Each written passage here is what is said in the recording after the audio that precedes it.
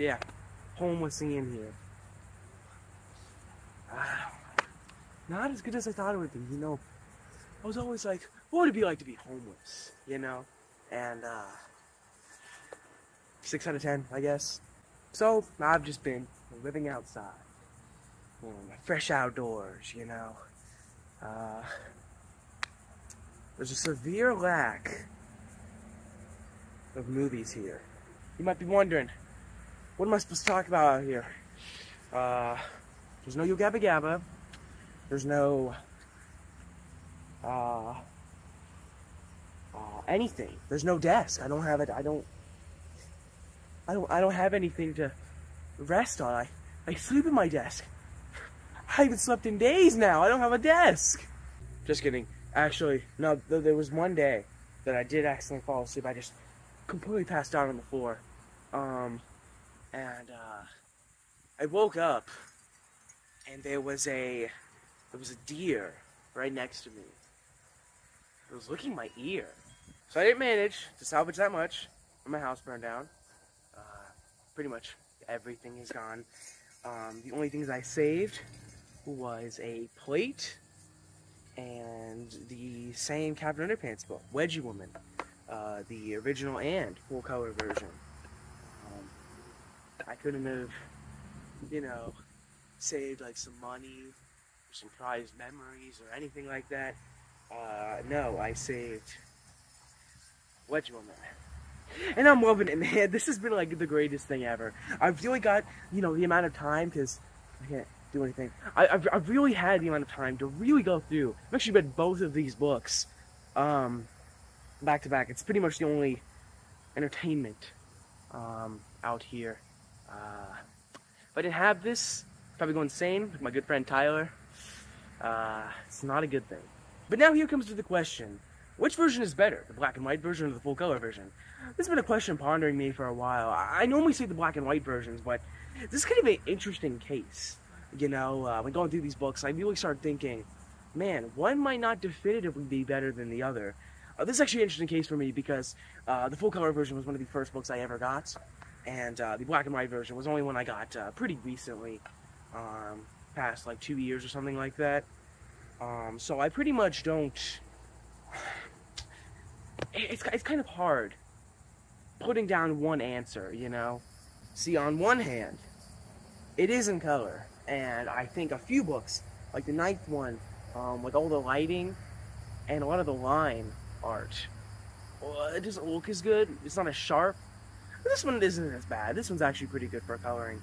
The main thing is, though, you might think it's just a coloring. It's better.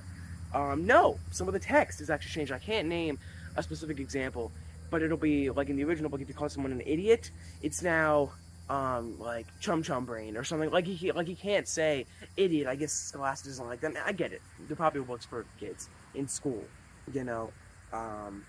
Still kind of stupid, but like there's also the point of this is hardcover, and pretty much for every book, I like hardcover versions more. And this isn't an issue for the last 4 books. Those were all in hardcover. The first 8, though, were all made in paperback. And then they only started being made in hardcover till the full color versions. So, see, like on one hand, there's some scenes in this book that I feel like really benefit from being in color, and I'll get to that later. But at the same time, there's ones that I think are actually worse. For example, I'll just say it right now, because it's not a spoiler, George and Harold's comics. In these series, George and Harold obviously make a lot of comics. The thing is, though, they show, like even in this book, they show them drawing it. There's no crayons or coloring or anything. Yet the comics are made in full color, and it, in that universe, canonically doesn't make any sense. The comics should be in black and white. It's cool seeing them in full color, but I don't like it. It also makes them look like more professional, which George and Harold kind of suck at making comics, sorta. That's kind of the whole point, though. They just like making them. They don't care if they're bad or anything. They just like making them. And I don't know. You know. And again, I really don't like holding down paperback books. You know, you can't see the spine as well. Hardcovers feel more comfortable. They're more sturdy, too. So hardcovers are definitively the better versions of books. Which one are we going to talk about? This is a bigger dilemma because pretty much all of my younger exposure as a wee lad to this was from the full color version. I never had the black and white version, so I'm inclined to go with this one. Given when I took out the first 4 books, I always did them in black and white. So I'm kind of in this weird mix. Maybe I'll talk about both.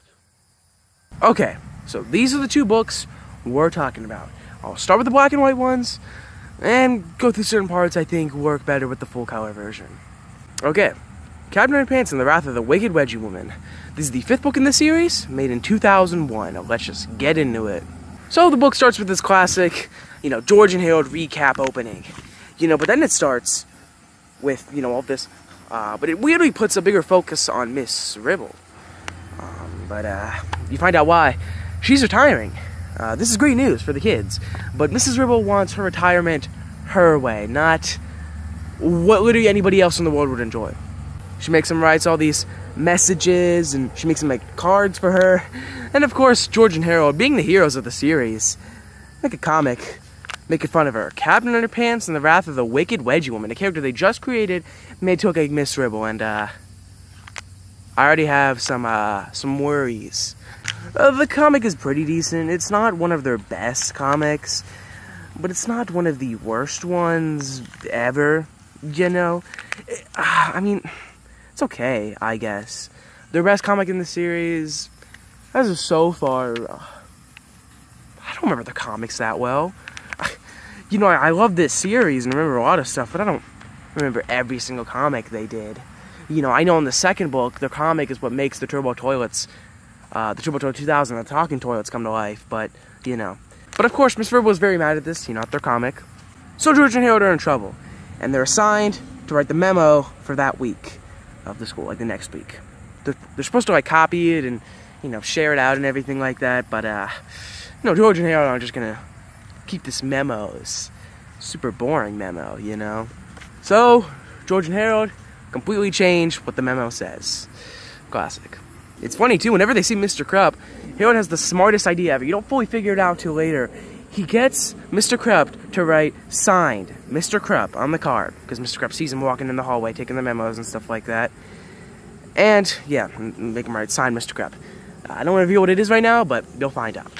So, of course, George and Harold change the signs again, and Mr. Krupp sees him again, and the card is now in an envelope, and Mr. Krupp takes from him, and he says he's going to give it to Miss Ribble himself.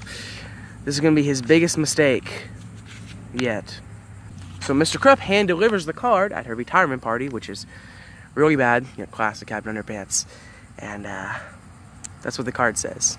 I'm going to be honest, I think this book, probably out of the entire series, is the best book for George and Harold's pranks. I said it. Out of all of them, I think this is the best book for George and Harold's pranks. Even though the 4th book, their prank is the whole reason why, Poopy Pants becomes their new teacher. Because they make their old teacher go insane. Although, I will say, this book has a similar thing. Although, I'll get to that. But yeah, everything from their comic when she's throwing her retirement party, them changing up the memo, which we'll see in a second. This card is one of their best pranks ever. It's just all really good. But, not only does it say, you're one hot mama, and it's a sign from Mr. Krupp, it also says, will you marry me? Signed Mr. Krupp. And then, for the next, week, Mr. Krupp is just still. Completely in shock. I don't even know how he moves. Because from what it seems like, he's just standing completely still. But yeah, all the stuff they put on that memo for the next week, you finally see start happening. So first, on Monday, nobody shows up. George and Harold changed the memo to say, just nobody's there. Then the next day, it's pajama wearing and nose picking day.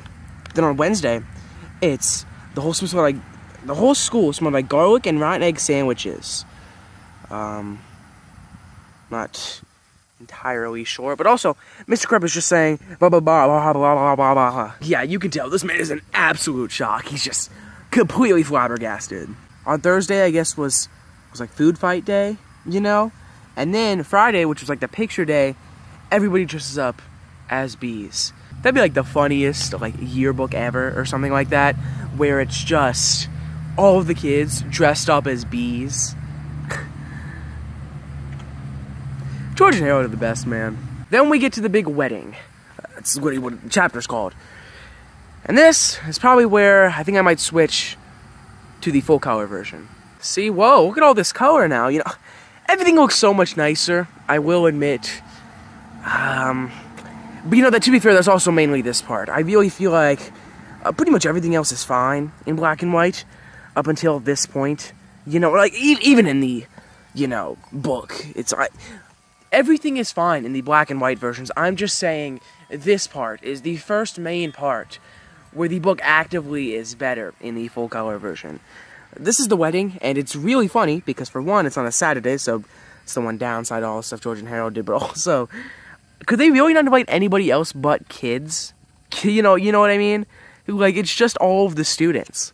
Like, are they that lonely? I mean, I guess, yeah, they're miserable people, and pretty much nobody likes them, but like, they even invited George and Harold. Like, that's Mr. Krupp's wedding.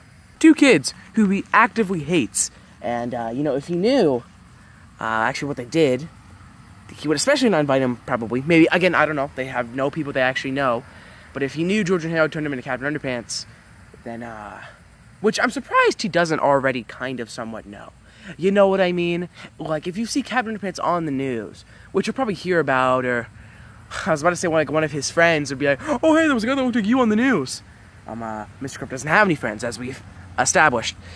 But, I'm just surprised he's never fully figured it out that, even if he has seen Captain Underpants, like, the real guy, not the comic book character of George and Harold's, obviously, that, like, he wouldn't kind of recognize it's exactly his face. You know what I mean? This part is very funny, although I don't know why. So she calls off the wedding right now. I don't know why she didn't do this earlier, rather than, you know, have all this money spent and everything like that, but this part is really funny. She says she won't marry him. Nothing to do with him. She likes that he's a miserable old guy and hates kids. She doesn't like his nose, which is a really funny joke because they literally have the same exact nose. These 2 pages are actually really funny. It's one of the first, like, main times you actually see their faces up super close. And the thing is, since Mr. Krupp was silent and, you know, just still in blah blah blah blah blah blah blah, he didn't actually reveal that, because, you know, obviously he knows that George and Harold did this because he was like, oh wait, they got me to sign that card, you know, but he's silent and just still, so he didn't, well, I guess not silent, you know, blah, blah, blah, blah, blah, but like, he finally reveals it now that he actually, I guess, talks for some reason. I guess since the wedding is called off, he can talk now. But he reveals it's George and Harold. This part is really funny because it's like the only time okay, actually there's one more time this happens, but kind of a spoiler, so I don't want to talk about it right now. But Harold is like, you know, so obviously, George, he wears a tie and everything, like a more formal shirt than just a t-shirt and the bad haircut, you know, like Harold does, you know. But now, for just this wedding, Harold is the one wearing a tie and a, you know, somewhat nice shirt. Again, this happens one more time, but I don't want to really get into it too much right now because it's a big spoiler, I guess, kind of. Actually, yeah, it's a super big spoiler for a later book. But, yeah, they actually bring that up in this book, so, you know, it was kind of funny. And then this part is also really funny, too.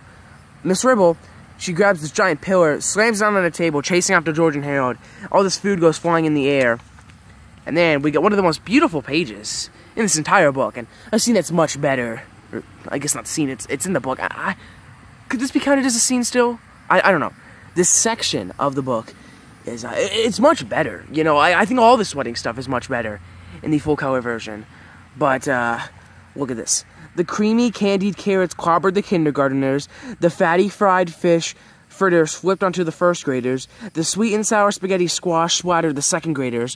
3,000 thawing thimbleberries thundered the third graders. 500 frosted fudgy fruitcakes flogged the fourth graders. And 55 fistfuls of fancy French fried frankfurters flattened the fifth graders. This man, Dave Bilkey, man, he's absolutely wild. But again, like all of this, all of the colors, they just pop out so much in this wedding section. It's honestly incredible.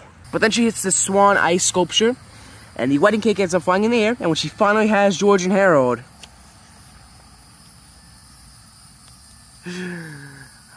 by the look of their faces, I don't think that was a prank. Well, this is actually really bad now because you'll see. It's kind of funny because she lowers George and Harold's grades, which, I mean, like, I guess she could theoretically, like, suspend them, maybe expel them, I don't know. Although, to be fair, I don't actually know if all of that wedding stuff, like, it's whatever, if she punishes them for the memo thing. I don't know if she could actively really punish them for the stuff they did at the wedding. Because, for one, they could have called off the wedding at any time, and they just so happened to not. But also, it was on a Saturday, and I mean, I guess the event was held by the school, and they spent a lot of money, so actually, I kind of get it. But, like, it still was a Saturday, and they still could have called it off. I do get the memo stuff, punishing them for that. But it's really funny. She lowers their grades to F's and G's, and they're like, what? G's are a thing? Switching back to the normal book for a bit. You can see by the name of this chapter, A Bad Idea, that George and Harold are going to have a great idea, you know? So, their idea is, what are they going to do? What are they going to do to get her to change their grades so they don't flunk the 4th grade? Remember how they hypnotized Captain Underpants in the first book? Obviously, that's how this whole series starts. What if they did it again?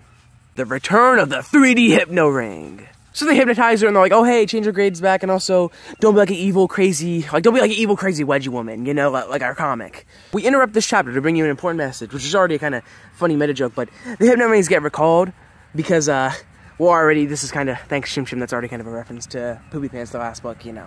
You gotta read it to understand. But yeah, so they recall the hypno rings because, you know, for when they actually work.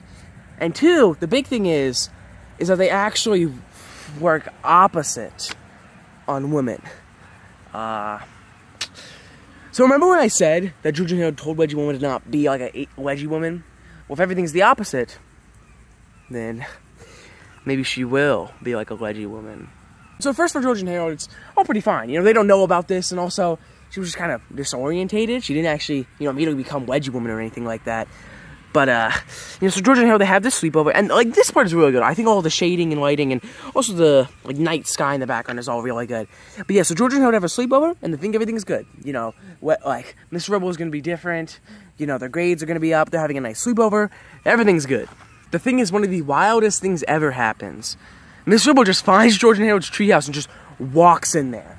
And, like, okay, it's one thing if, like, one of the villains, like in their super mecha suit or whatever, crushes George and Harold's treehouse or something like that, which sort of happens kind of later in the series, but it's just kind of weird as of right now because, like, she's just hypnotized. She's not actually super powered, so she's just like, I'm Wedgie woman, and she's, you know, terrorizing these, like, 10-year-olds having a sleepover, you know what I mean? And obviously, Wedgie woman is evil, so she's out to get George and Harold, who she knows that George and Harold know Captain Underpants. And, you know, obviously, Wedgie woman hates Captain Underpants in the comic they write, so she's asking them where Captain Underpants is. And, obviously, George and Harold aren't going to reveal it to her. And, you know, also, he's Mr. Krupp right now. He's not Captain Underpants. The thing is, George and Harold do this really sick play where they trip her up. The only problem is, you see that? That's the extra strength superpower juice. If you remember, in the 3rd book, they steal it from an alien spaceship, and that's how that Captain Underpants gets his powers.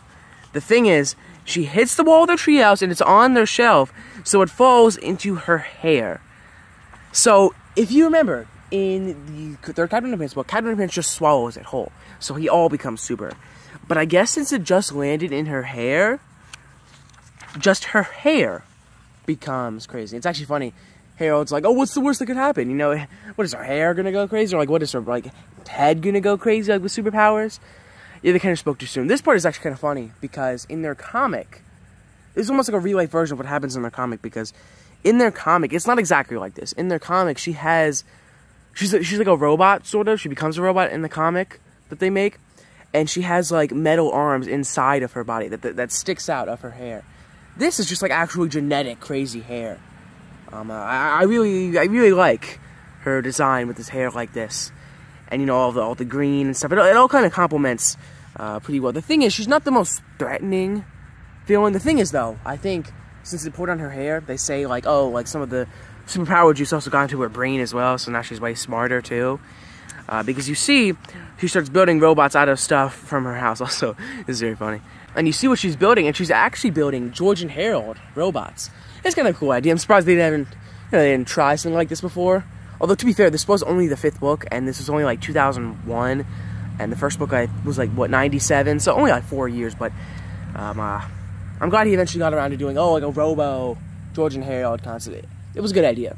I also really like how in like Harold's design, his hair isn't like all curly and puffy like it is there. It's kind of like more blocky and everything like that. I don't know, these designs they're pretty good for robots. And at first what she just does is she sends them out to the school, seeing if she could try finding Captain Underpants, like if they could find Captain Underpants specifically, and then tell her where Captain Underpants is.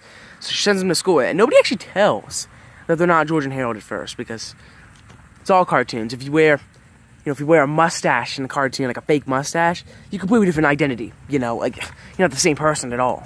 The thing is, at first, Mr. Crab is actually really suspicious of this, because George and Harold aren't misbehaving. They're actually being normal kids. And this part is very funny too. They do kickball. Although I'm gonna switch to the full color version. Trust me. The main reason I switched from black and white to full color, specifically for this part, is mainly because this joke is actually better in the full color version. In the original book, Harold, Robo Harold, kicks this kickball into the sky, and it rips through the page, which is already a kind of funny joke. But in the original book, it's just like gray, kind of like that. It's still a good joke. In this one, it's better because you can see the words that are on the next page. And it's vice versa here. So, like, normal. The joke is just much better expanded. And Mr. Crabino's looking in the rose. It's like, hey, you can't do that. He's like, snaps his fingers, And that was also a terrible snap. Let me do that again. There we go. And of course, you all know what happens whenever snapped fingers are around Mr. Krupp. He turns into tra-la-la-la, Captain Underpants. The thing is, with these Robo George and Harold, they actually can expand and get bigger, which is kind of a crazy and honestly pretty scary concept. I mean, pretty much anything in these book series is a scary concept.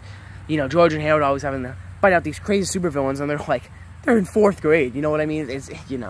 Obviously, Robo George and Harold's main goal is to get after Captain Underpants, so they start chasing after him. And it's funny because at first, Captain Underpants thinks they're just George and Harold because he's stupid. But they're not. And also, this is what I'm talking about. What if Mr. Krupp, I don't know, like somebody told him about this newscast. I was like, that kind of looks like you. You know what I mean? Like, he's literally on the news. I was saying that earlier. He legitimately, they show, canonically, he's been on the news before. Also, this part is funny. In the comic, they show that Captain Underpants, whenever, Spray Starch sprays him, his powers get weakened. It was just a joke they did. That comes to bite him in the butt later. So Captain Underpants is completely weakened, and they put him on top of this pole. And, also, what Wedgie Woman does is she leaves George and Harold, but she leaves this trap that they'll die from. Kind of a stupid trap, because this axe is just gonna fall. It's not gonna hit both of them. Like, maybe if the axe, instead of being, from this angle, was from, this angle, you know what I mean? Probably work. But, it's only gonna hit the most one of them.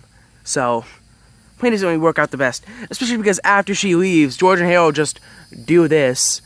So I guess Wedgie Woman isn't completely smart, And whenever the police officer comes up to her, because, she's doing evil stuff, she wedges him. And the thing is, with a lot of these villains, I feel like why Poopy Pants was such a great villain in the 4th book. Possibly, actually no, my favorite villain in the series. He worked so well because he wasn't just evil for the sake of being evil. Okay? I'm not saying this is an insult to this book because it makes sense in this book, because it's just how Wedgie Woman acted in the comic. And in the comic, George and Harold aren't, masterclass writers, so she's just evil for the sake of evil. Poopy Pants was evil mainly because he had a goal. He wasn't evil originally. That's the main thing. He wasn't originally evil. He wanted to genuinely teach science to people for the greater good. And everybody laughed at his name. It drove him to insanity, and then that's when he started changing everybody's name, and, and he wasn't even fully evil. Like, he kind of went mad and crazy, but the main thing he did was change everybody's name, I guess he did go a little crazy and evil and destroy stuff. He was in that Gerbil Jogger 2000 thing, not as much as an insult to this book, but I mean more as a compliment to that book. And also, Wedgie Woman has got the Robo George and Harold committing mass genocide on the town, as usual. I also like how Wedgie Woman is, with all her hands of her hair, spelling out Wedgie Woman in sign language. Just kind of a fun little detail You know, if they made, like, a joke about it, like, oh, like, if like, George and Harold were, like, one of them, not both of them at the same time, but, like, if George was like, whoa, you know, she's spelling out, Wedgie woman in sign language, it wouldn't work, but they don't actually bring it up, so it's just kind of a cute detail, you know? George and Harold realize the only solution to this problem is Captain Underpants, because as of the 4th book onward, pretty much, they have to rely a bit more on Captain Underpants. Like, they don't like turning Mr. Crab into Captain Underpants because it causes more trouble than good. But, like, in the first 3 books, until the end of the 3rd book, Captain Underpants doesn't have powers yet. So he's as useless as George and Harold are, pretty much. They don't want to, but starting with the 4th book, they pretty much have to use Captain Underpants if the situation's that dire, because he has superpowers, and they don't. The thing is, Captain Underpants, he thinks that he just has no powers now, because he's weak to the spray starch. But really, he has actual superpowers, and it doesn't matter. It was a joke George and Harold made in the comic. So, what are they gonna do? Captain Underpants is an idiot. Robo George and Harold are causing mass destruction in the city. Wedgie Woman's wedging every police officer. Simple. George and Harold retcon Captain Underpants. It's one of the funniest sequences in the book, man. But I will say, this joke is actually really funny. Captain Underpants says he needs fabric softener to, you know, make him have powers again. And so George and Harold run to the store. It's the everything except fabric softener store. This series is really funny, man. So they hand Captain Underpants the comic book, and I'm actually going to switch to the black and white version again. Because like I've said, George and Harold's comics being in full color doesn't canonically make sense. Because they would show, I don't see any like markers or crayons. They just have paper and pencils. Why is it in color then? I mean, I get the whole point is that you're buying it for the full color, so it's like, oh, you get to see the comic in full color, but it just doesn't make sense for it to be in color in the book, you know? This part also works pretty well, too, because it's not only a fun joke, them having to, like, retcon Captain Underpants' origin for him to save the day, but also, it shows you the actual true origin that they just, you know, made up on the spot of, you know, of, like, how in the comic universe he became Captain Underpants, and how real-life Captain Underpants thinks he became Captain Underpants. I'm not going to go through this entire thing, but pretty much there's a place called Underpenny World, aliens attack, and this, like, magic crystal ball thing falls in Captain Underpants' mouth. That was the savior to the world, and now that they don't have that, you know, what are they going to do? So they stretch Captain Underpants' underwear, and they send him to Earth. And then he gets raised by parents, and eventually becomes a superhero on Earth. That's pretty much the simplest explanation of it all. And it's also, they tell him that if he says, I summon the power of Underpenny World, he will be, you know, normal Captain Underpants again with his superpowers.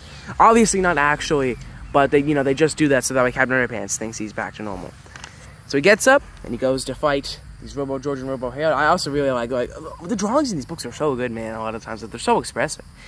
And Harold shoots out his arms at Captain Underpants, but then Captain Underpants, you know, being super, he just grabs Harold's arms, Robo Harold's arms, and then in this Flip-O-Rama part, just starts beating them up with Robo Harold's arms. Boom. And then, let's see what else we got.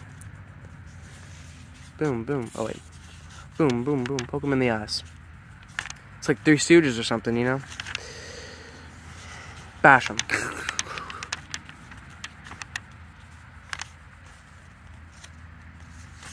One more. Super smashy Cyber Slam? Oh, because they're robots, yeah. Okay. Now the robots are... Man, that's a good drawing. These robots are defeated now, and Wedgie Woman's like, wait, no! And so, George and Harold, they get some of this extra strength spray starch. Where do they actually get it from? Soon? Oh, George leaves and he goes to grab some. Yeah, because he goes to the everything except fabric softener store to get it, because it's everything except fabric softener. They just have spray starch.